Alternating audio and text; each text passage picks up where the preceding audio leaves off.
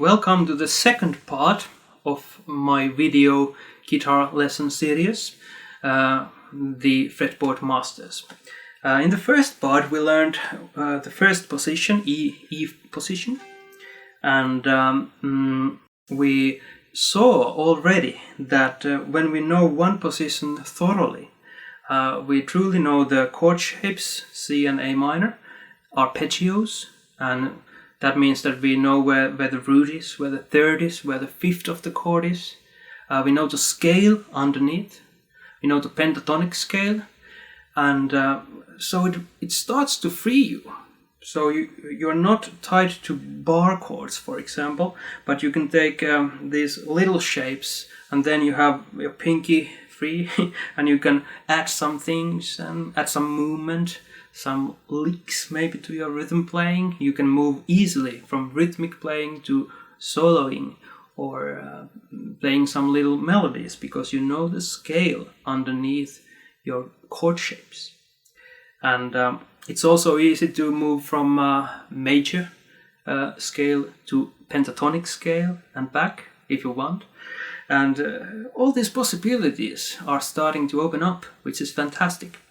And in this second part, we are going to learn the second and third position also. So we have E, now we will have D and C, which means that we will have this much of the neck already covered. And then in the last part, part 3, we will learn the remaining 2. Also in this part we will learn a little bit more about the music theory, about the key concept especially, because we are in the key of C, as you remember, and we learned 2 chords from the key of C, C major and A minor, but we want to learn more, and in this part we will learn the G chord, which is the 5 chord of the key of C, and then the F chord, which is the 4 chord the key of C. So we will have 4 chords, and that's a lot. And these 4 chords are the most common chords any song is written. So it's great to know this and how they sound. Okay, and the structure is pretty much more or less the same as in the first part. So we will have to learn some things to our muscle memory. That's why it's good to practice daily.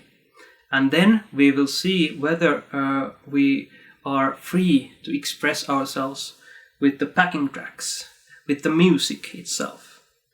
And the target is to free yourself from boundaries and have these basic things in your muscle memory so you don't have to think about them anymore, so you can concentrate creating beautiful music. Okay, let's get started.